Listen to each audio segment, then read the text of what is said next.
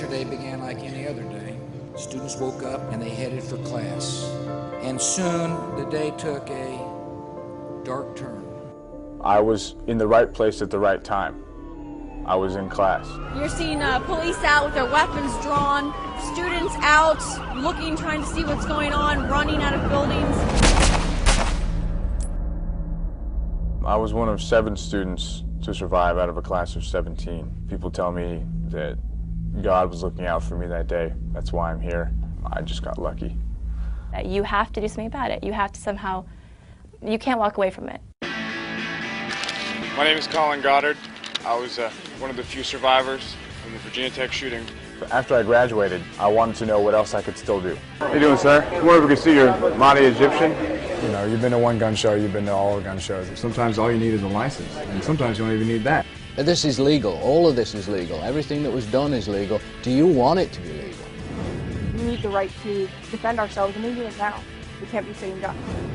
You can't have anything all or nothing in this world, you know? You've got to be in the middle. You've got to have reasonable restrictions, reasonable regulations that come in the middle. But unfortunately, there are people that don't have a voice anymore, and so it's kind of like we should speak for them. But I am afraid, but I do believe it's the good thing to do, so it's the fight I want to fight and the fight I will fight.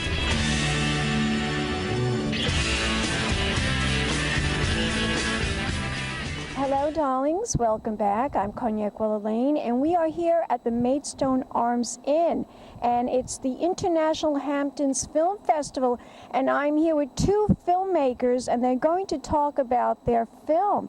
Introduce yourselves to the camera. Hi, my name is Colin Goddard. I'm actually the subject of the film Living for 32. When I was in college, I was shot 4 times during the shooting at Virginia Tech, and since that day, I've started working for better gun laws to try to stop dangerous people from easily getting their hands on a gun and killing other people. So it was able to turn my story into a film thanks to Kevin Breslin and Maria Cole, and now we're here at the festival. So is this the first time that you are here at the Hamptons Film Festival? Yes, hi, my name is Kevin Breslin. I directed Living for 32. Yes, it is.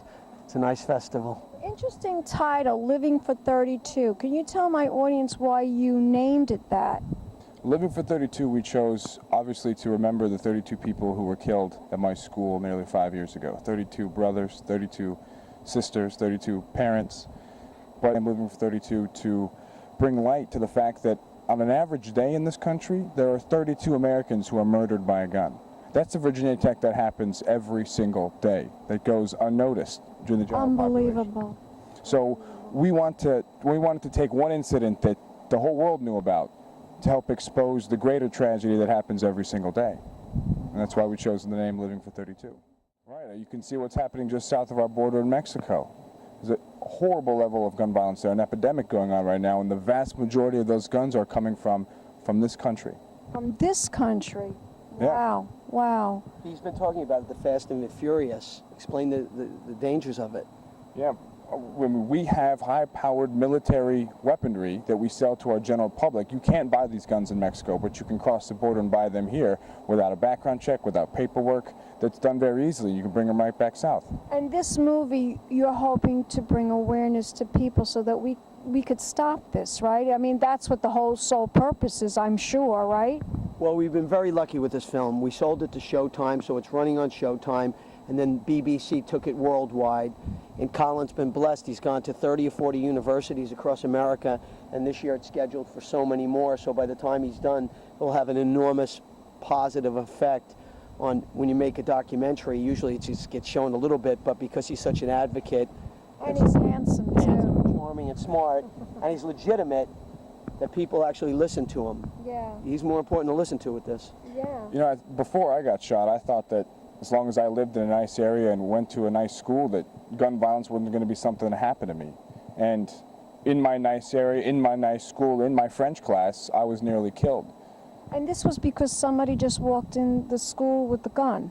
He had 2 guns that he purchased from the store down the road from our school. He was a student? He was a student, that's right. A mentally ill student with a long history that had records that prohibited him from purchasing guns, but something as simple as one agency in Virginia not transferring his record to another agency allowed him to walk into the store, go on the internet, and easily buy 2 guns and kill 32 people and himself. Virginia Tech to this day is still the largest massacre in America in a single day. However, and you brought it up yourself, if you turn on any Long Island news station, ABC, CBS, Newark, shoot them up every minute. East New York, shoot them up every minute. I see this on television. They even had something on in New York City, in Brooklyn, in McDonald's. There was the people running outside shooting on the street. Did you see that? About 2 weeks ago that happened. But we're anesthetized. Yellow crime tape, murder scene at 6. Big deal. It happens every day. And what Colin's doing is, where did the gun come from? How did the shooter get a gun and why? Always through illegitimate means, and he's taking it to gun shows across America. He should be blessed. But more importantly, Colin's taking it in a grassroots way with the Brady organization to universities and high schools and seminars throughout America. I mean, tell me, you've been so active, Colin. It's Right. I want to talk about this issue to young people.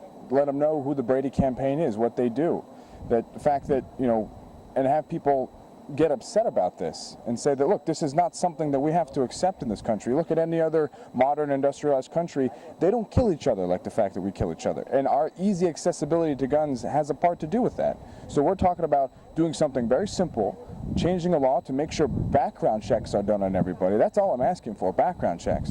But unfortunately, you have very strong, powerful, money-influencing organizations like the National Rifle Association that makes even something as simple as doing background checks on everybody a non-starter in Capitol Hill in Washington, D.C. So I spend half my time up there talking to politicians, and I spend the other half talking to the people. And I tell you, it's much more rewarding experience talking to the average person about this issue who get it, rather than the politician who's worried about money. Yeah, that's the way it is, darling. That's the way it is. But there are so many murders daily in America, yearly, since the Brady organization started this. How many murders do we have a year? What do you think? We've had more people killed in our own country from domestic violence and Americans shooting other Americans than we have in all of our wars overseas in the past 40 years. Oh my God, that's amazing. That's amazing.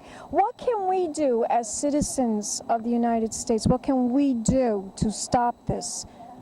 What can we do? Can we lobby in Washington? Well, I mean, obviously talking to your representative is key. You have to engage in the political process, but that's not it. I mean, there is not a lack of things to do. You can write letters in your newspaper. You can tell someone else who doesn't know about this issue. You can get your faith leader, your pastor, your priest, your rabbi onto a Face United to Prevent Gun Violence. You can make sure your local officials, your mayors, are with Mayor Bloomberg and Mayors Against Legal Guns. I mean, we just need to bound together and say, look, this is unacceptable. This is not something that our country has to accept. This is blood shed on a level that is far beyond anything that's in any other country. And this is a particularly American phenomenon, and it's going to take all of us coming together to stop it. Well, I thank you for that. And I want you to tell my audience where we can go on the internet to find out more information about this film. Absolutely. You can check out www.livingfor32.com or thebradycampaign.org and find out information about the film, find out information about the laws, find out information how you can get involved locally and nationally. And I'd encourage everyone to do that and add their voice to my voice, and we can make changes. Terrific. Thank you so much, gentlemen. Give me a kiss, darling. Thank you. Give me a kiss. And we'll be back in a moment, darlings, with more interviews right here at the Hamptons International Film Festival. Keep watching. Pink Champagne Kisses. Thank you.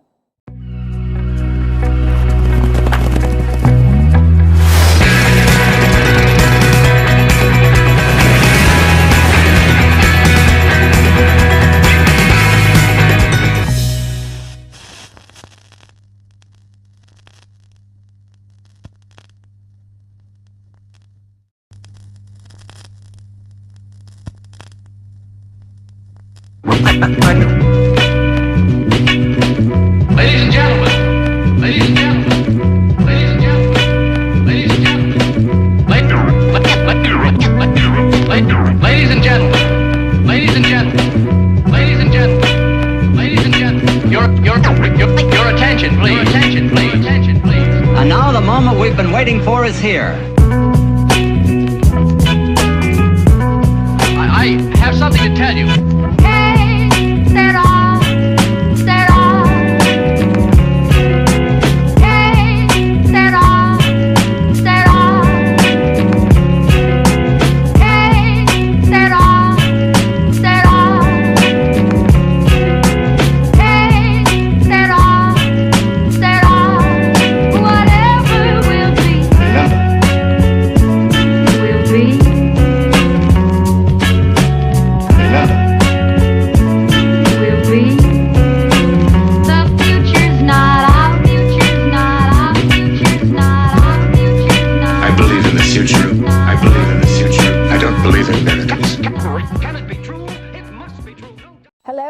Darlings, welcome back. I'm Cognac Wellerlane, and we are here at the Maidstone Arms Inn, and we're here at the Hamptons International Film Festival, and I'm here with this very important actor, Mr. Matthew Modine. He's here to talk about his film, Yes. Jesus Was a Commie.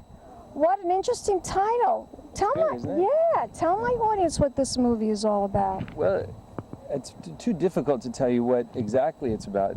It's a purposely provocative title because, you know, here in America, if you put those two words together, it's quite incendiary. But it's the people who have been most offended by the title, the people that most affected positively from having viewed the film. You know, so we should always remember never to judge a book by its cover. But the film is beautiful. It's really beautiful film. Yeah, we debuted at Michael Moore's Film Festival in Traverse City. We won the Founders Prize, and recently played in Oldenburg, Germany, where we won another prize. And I just come now from the Carmel Film Festival. I just got that must have been beautiful. Oh, it's gorgeous. Yeah, Clint Eastwood was there, and we had a standing ovation for when the am film. I going to see you in a movie directed by Clint Eastwood? That's a good question. It's a good question for Clint. We have to ask Clint. You're perfect. You would be perfect in one of his films. Yeah, I've met Clint a bunch of times for his films, but I never. Well, we got to get the agent to talk to him, maybe, right? He's a very nice man, and I think, you know, when it's appropriate, when it's right, it'll happen. Yeah. My husband's a big fan of Clint Eastwood, by the way. That's my husband filming right now. So this is a very exciting movie. It's getting a lot of press. You're very happy about the results of what's going on? I am. Yeah, you know, we're living in very precarious times, politically, environmentally, socially. There's a lot of confusion, and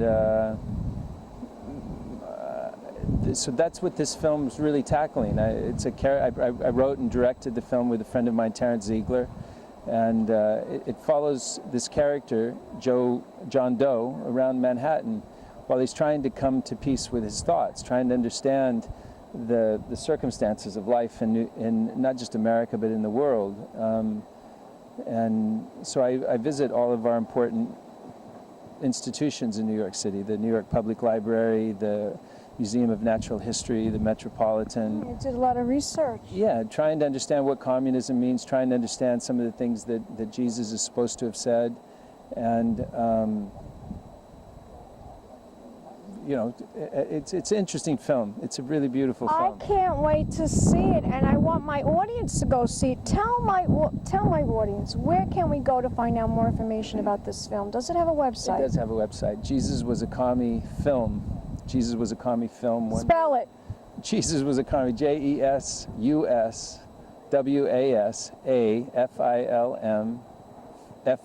I did that. FILM page. Jesus Was a Commie Facebook page, where you can follow it, like it, and you'll be able to know where it's playing and when it's playing. Okay, tell me, where can we go to find out more about you? You have a Facebook page? Website? I do have a Facebook page, yeah. Matthew Modine. Yeah. You can follow me on Twitter.